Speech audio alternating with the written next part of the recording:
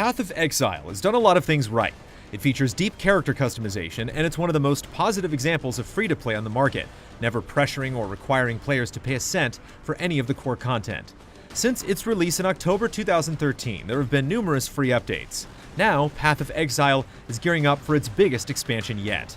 The Awakening not only adds expected things like new environments, items, and bosses, but it's also aiming to completely transform how the game is played. The Awakening finally continues Path of Exile's main storyline. Players explore the mining town of Highgate, where a being known as the Beast is corrupting the town. It's not just a normal enemy, however. The Beast has the ability to affect reality. Adventurers will traverse through the dreams of various villains, and these dreams are less than pleasant. One is essentially a giant gladiatorial arena. The muddy ground is soaked in the blood of dead warriors, and some sections of the arena are surrounded with a jeering crowd that eagerly soaks up the mayhem.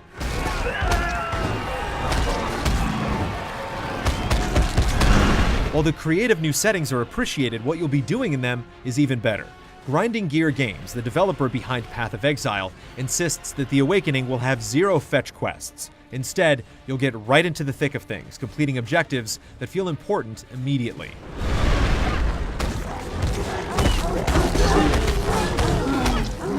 The 9 new bosses in the Awakening are planned to be the most difficult by a fair margin, and the one we saw during our preview makes that claim fairly convincing. We aren't allowed to spoil the fight, but we can say that it quickly crushed a developer demoing the game in a single hit.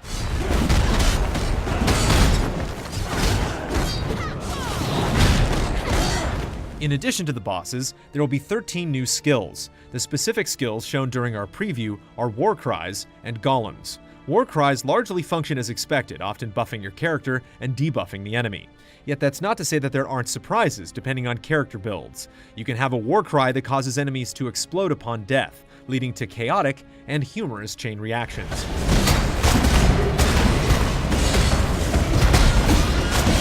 Golems are essentially super minions that follow and attack automatically. Ice Golems leap into the fray, capable of both dishing out and taking significant damage. Fire Golems function in an opposite manner, bombarding enemies with flaming projectiles from afar.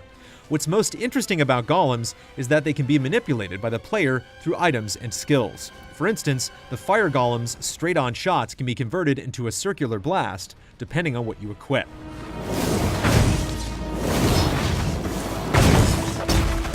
Nothing during the demo impressed us more than the new Jewel system, which pushes progression in wild and exciting new directions. The passive skill tree in Path of Exile is already well known for being incredibly complex, almost overwhelmingly so, but that complexity affords a variety of player builds that few other games can match. The Jewel system takes this further by adding special sockets on the skill tree.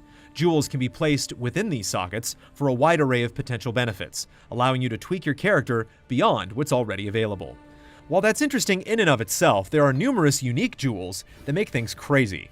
When socketed, unique jewels create a radius around themselves, affecting all other passive skills within that radius. One of the unique jewels we saw transforms all surrounding skills into bow skills. So let's say all nearby skills increase chaos damage. By using this unique jewel, those skills increase bow damage instead. The most surprising example we saw is a unique jewel that disconnected nearby branches, meaning you could put points into any skill within the radius without having to travel along the path leading up to that skill. It allows access to more powerful skills sooner, and eliminates the need of putting points into skills you don't really want.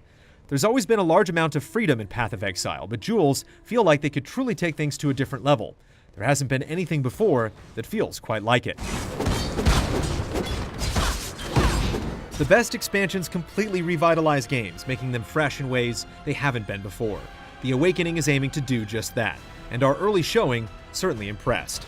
It feels like Grinding Gear Games knows exactly what its audience is looking for, and also how to surprise them. The closed beta for The Awakening will occur later this month.